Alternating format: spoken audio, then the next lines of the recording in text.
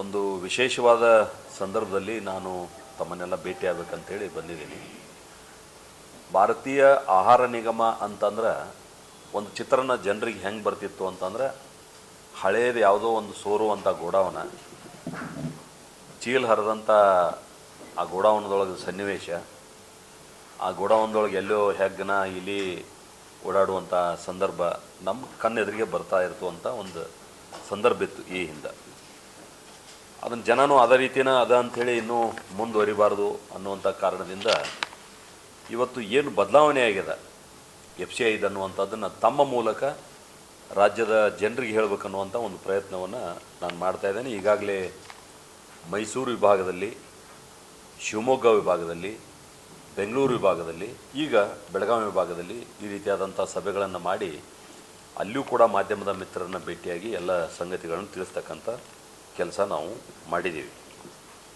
ಇವತ್ತು ನಿಮಗೊಂದು ವಿಶೇಷ ಸಂಗತಿ ಹೇಳಬೇಕಂತಂದ್ರೆ, ಬೆಳಗಾವಿ ಜಿಲ್ಲೆಯ ನಮ್ಮದೇನು ಬೆನ್ಕನಹಳ್ಳಿ ಅದ, ಬೆನ್ಕನಹಳ್ಳಿಯೊಳಗಿರುವಂಥ ಭಾರತೀಯ ಆಹಾರ ನಿಗಮದ ಡಿಪೋ ಸೌತ್ ಇಂಡಿಯನ್ ಇದರೊಳಗನೆ ಅಂದ್ರೆ ದಕ್ಷಿಣ ರಾಜ್ಯಗಳಲ್ಲಿ ಅತ್ಯುತ್ತಮ ಡಿಪೋ ಅಂಥೇಳಿ ಇತ್ತೀಚೆಗೆ ಕೇಂದ್ರ ಸರ್ಕಾರದಿಂದ ಒಂದು ಪ್ರಶಸ್ತಿಯನ್ನು ಅದು ಪಡ್ಕೊಂಡದ. ಯಾವುದು? ಬೆನ್ಕನಹಳ್ಳಿಯ ಡಿಪೋ.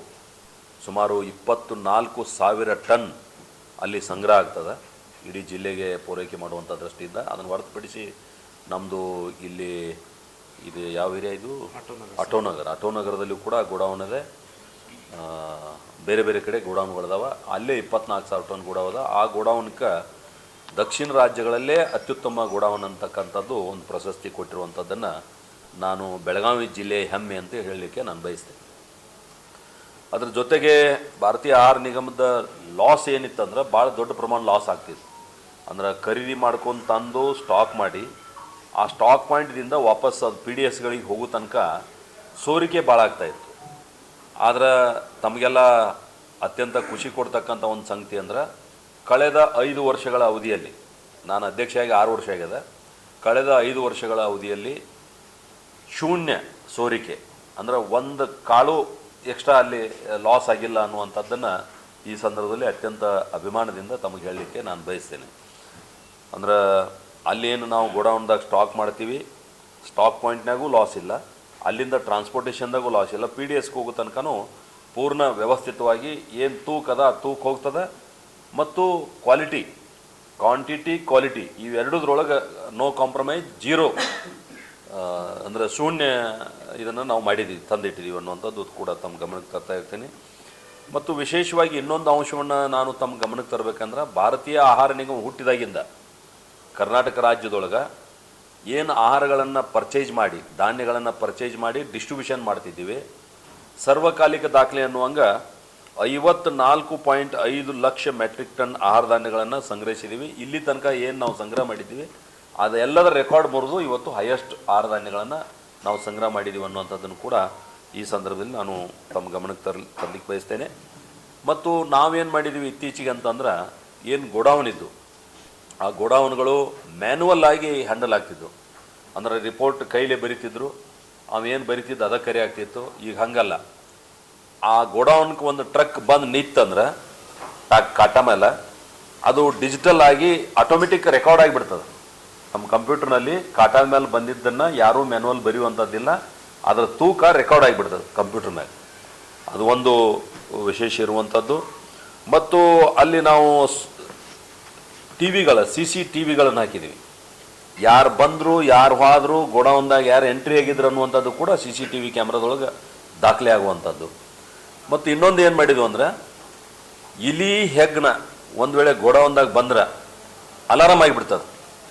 ಆ ಆಧುನಿಕ ತಂತ್ರಜ್ಞಾನಗಳನ್ನು ಉಪಯೋಗ ಮಾಡಿ ಅಲಾರಾಮ್ ಮಾಡುವಂಥದ್ದನ್ನು ಕೂಡ ಇವತ್ತು ಕೆಲವು ಕಡೆ, ಎಲ್ಲ ಕಡೆ ಆಗಿಲ್ಲ, ಕೆಲವು ಕಡೆ ಅದನ್ನು ಕೂಡ ನಾವು ಅಳವಡಿಕೆ ಮಾಡಿದ್ದೀವಿ.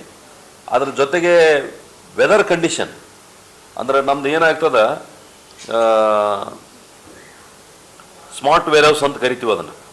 ಯಾವುದು ಇವೆಲ್ಲ ಇಲಿ ಹೆಗ್ಗಣ ಬಂದಿದ್ದಕ್ಕೆ ಸೌಂಡ್ ಮಾಡುವಂಥದ್ದು ಇರ್ಬೋದು, ಮತ್ತು ವೇಬ್ರಿಡ್ಜ್ ಮೇಲೆ ಗಾಡಿ ಹೋದ ಕೂಡಲೇ ತೂಕ ಎಂಟ್ರಿ ಆಗುವಂಥದ್ದು ಇರ್ಬೋದು, CCTV ಕ್ಯಾಮ್ರಾಗಳ ಮೂಲಕ ದಾಖಲೆ ಮಾಡುವಂಥದ್ದು ಇರ್ಬೋದು, ಮತ್ತು ಅಲ್ಲಿ ಗೋಡೌನ್ದೊಳಗೆ ಆಮ್ಲಜನಕ ಮತ್ತು ಇಂಗಾಲ ಡೈಆಕ್ಸೈಡ್ ಅದರದ್ದು ವೇರಿಯೇಷನ್ ಆಗೋದ್ರಿಂದನೂ ಆ ಆಹಾರ ಧಾನ್ಯಗಳ ಕಳಪೆ ಮಟ್ಟದ್ದಾಗ್ತಾವೆ, ಅಂದ್ರೆ ಅದ್ರ ಕ್ವಾಲಿಟಿ ಹಾಳಾಗ್ತದೆ. ಆ ಕ್ವಾಲಿಟಿ ಹಾಳಾಗಬಾರ್ದು ಅನ್ನುವಂಥ ಕಾರಣದಿಂದ ಆ ವೆದರ್ ಫ್ಲಕ್ಚುಯೇಷನ್ ಆತಂದ್ರೆ ಅದಕ್ಕೂ ಕೂಡ ಅಲಾರಾಮ್ ಆಗ್ತದೆ.